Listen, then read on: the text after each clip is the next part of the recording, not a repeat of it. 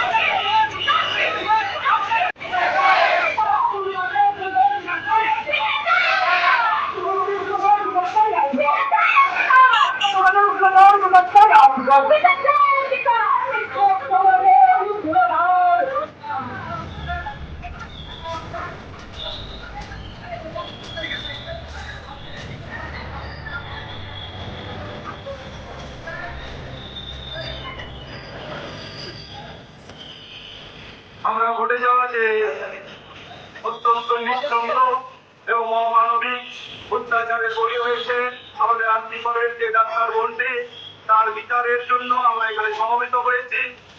এখানে আমরা একটি রবীন্দ্র ভবনের থেকে মিছিল বের করে এখানে আমরা উপস্থিত হলাম। এরপর এখানে আমাদের কিছু বক্তব্য রাখা হবে, তারপর আমাদের মোহাম্মদ প্রতিযোগের মধ্য দিয়ে এবং তারপর এখানে তাকে শ্রদ্ধা জ্ঞাপনের মধ্য দিয়ে আমরা আমাদের অনুষ্ঠান শেষ করবো। এখন আমি মানবিক কিছু বক্তব্য রাখার জন্য আমাদের মাননীয় গোপীচন্দ্র মহাপ্রবন্ধকে আহ্বান জানাচ্ছি।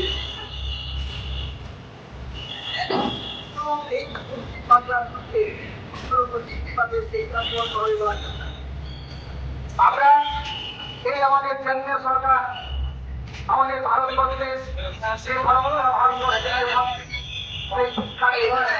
বাংলায় লাগু করার জন্য অনেক চেষ্টা করা হয়েছে।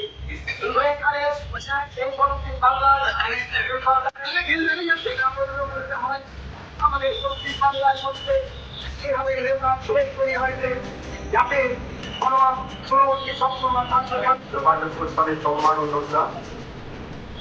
আমি মনে করি যিনি নির্যাতিতা, যিনি খুন হয়েছেন, তিনি আজ জানতে পারছেন না যে তার মৃত্যুতে গোটা পশ্চিম বাংলা কিভাবে রুখে দাঁড়িয়েছে, কিভাবে গোটা পশ্চিম বাংলার মানুষ এক স্তর মিলিয়ে দিয়েছে।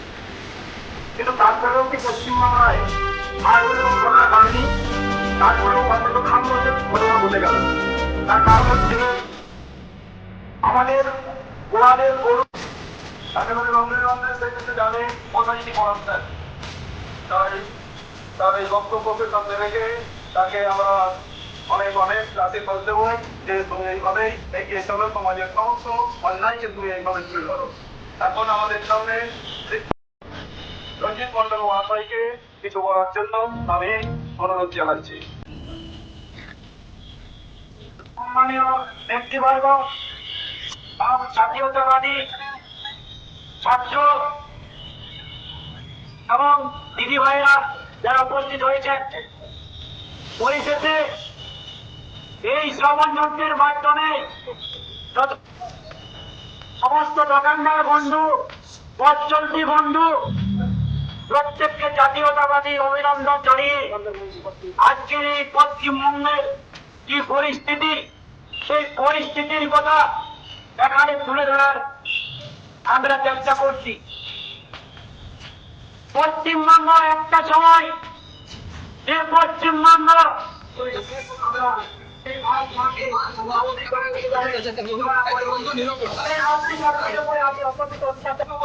আপনি মাত্র করছেন সেই উজ্জীবিত করার জন্য আমাদেরকে আর যে সিবিআই বলছে যাকে ছাত্রী নোলটন, আরে কে ওলটন বললো, কে ওলটন বলেছে তাকে ধরুন, যে পরিবর্তন কে করেছে তাকে বলুন। ইনভেস্টিগেশন যাবে কেন যাবে, হয় যাবে, যারা চ্যালেঞ্জ করেছে তাদেরকে আপনি ধরুন। আপনি ধরতে পারত তাদেরকে, কার বিরুদ্ধে আপনি ধরছেন না? আজকে যদি আপনার উপর আগুন উঠে যায় তাহলে আজকে সমাজ একেবারে তৈরতন্ত্র হয়ে যাবে। সুতরাং প্রত্যেকটা জনগণকে আমাদের অনুরোধ, আপনারা এর বিরুদ্ধে সোচ্চার হয়ে উঠুন।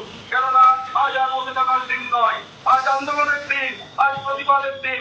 চারিদিকে দিকে দিকে মানুষ অত্যাচারিত, শাসিত, লাঞ্ছিত, বঞ্চিত, নিষ্পেষিত, অবজ্ঞাত, অবহেলিত, পদদলিত হচ্ছে, খুন হচ্ছে এবং চারিদিকে মানুষের মনের মধ্যে একটা কিছু হত্যা, কিছু ভয়ঙ্করতা কাজ করেছে।